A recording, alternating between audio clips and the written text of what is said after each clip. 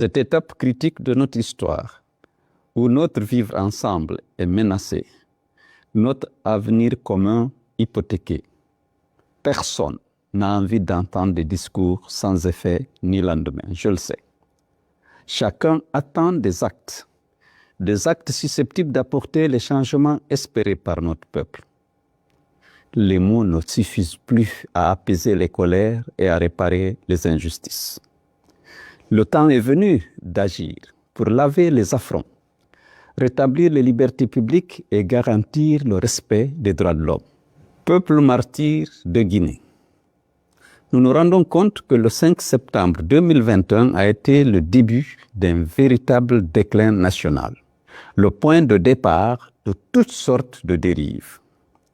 La volonté délibérée de la junte de ruiner nos acquis démocratiques et de remettre en cause nos droits et libertés n'est plus un mystère. Chaque fois que nous pensions avoir touché le fond de l'abîme, une nouvelle escalade nous précipite davantage dans les ténèbres. Ces dernières heures, un palier supplémentaire a été franchi dans la déshumanisation de notre société et la mise à mort programmée de la démocratie et de l'état de droit dans notre pays. Peuple de Guinée, Mamadi Doumbouya et son clan se permettaient tout et maintenant ils ne s'interdisent rien. Après s'être pris pour le peuple en se substituant à lui, un groupe de prédateurs se prend pour Dieu en s'arrogeant le droit de vie et de mort sur les citoyens, les entreprises et les partis politiques. Ce groupe se maintient par le climat de terreur qu'il entretient et la répression sanglante qu'il utilise pour intimider et frapper toutes les voix dissonantes. Le coup d'État sanglant, contrairement au discours décliné à l'occasion et aux dispositions de la charte de la transition, a été suivi de restrictions drastiques des libertés publiques et de violations massives des droits humains, dont certaines relèvent des crimes contre l'humanité. Assassinats ciblés, disparitions forcées, enlèvements, séquestration. Même les personnes les plus fragiles, les enfants, les femmes, les personnes âgées, n'ont pas été épargnés. Mamadi Doumbouya vient d'ajouter à son sinistre bilan de restriction des libertés publiques et de violation des droits humains la décision injuste de dissolution des partis politiques les plus représentatifs de la scène politique. N'ayant lui-même aucune légitimité, ni la moindre assise électorale ou politique, le chef de la junte et son clan, malfaisant, voudraient réécrire l'histoire du pays en effaçant du paysage politique toutes les forces susceptibles de porter ombrage à son parti-État en cours de formation. L'on affiche fièrement une volonté claire et morbide d'instaurer la pensée unique. Un parti-État afin de consacrer un exercice solitaire du pouvoir au détriment de la souveraineté populaire. Il n'existe plus d'espace civique et démocratique. Les droits politiques et les libertés fondamentales, après avoir été piétinés, sont aujourd'hui purement et simplement supprimés. Dès lors, il n'y a plus d'autre alternative que de s'engager dans une résistance frontale, une lutte courageuse de libération de notre pays dont les ressources sont pillées, les institutions instrumentalisées, l'armée nationale divisée et désarmée. Cette lutte s'impose à nous comme un devoir moral et une nécessité historique.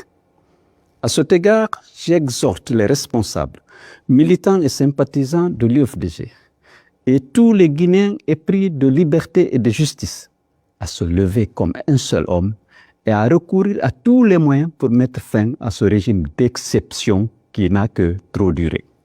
Nous savons désormais que ce n'est ni par le dialogue, ni par la voie démocratique, ni par les moyens légaux qu'on obtiendra des changements politiques et le véritable retour à l'ordre constitutionnel.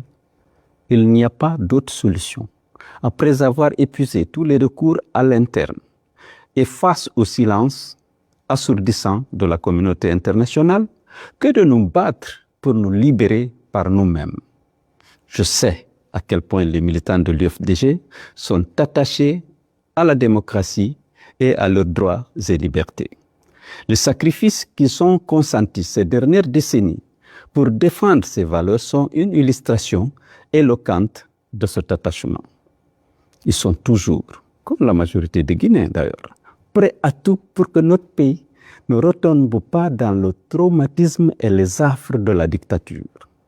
Le sang de nos martyrs et leur mémoire, ainsi que la dette que nous avons chacun envers notre pays, appellent de notre part courage, persévérance et détermination afin de vaincre l'imposture et la forfaiture sous toutes leurs formes.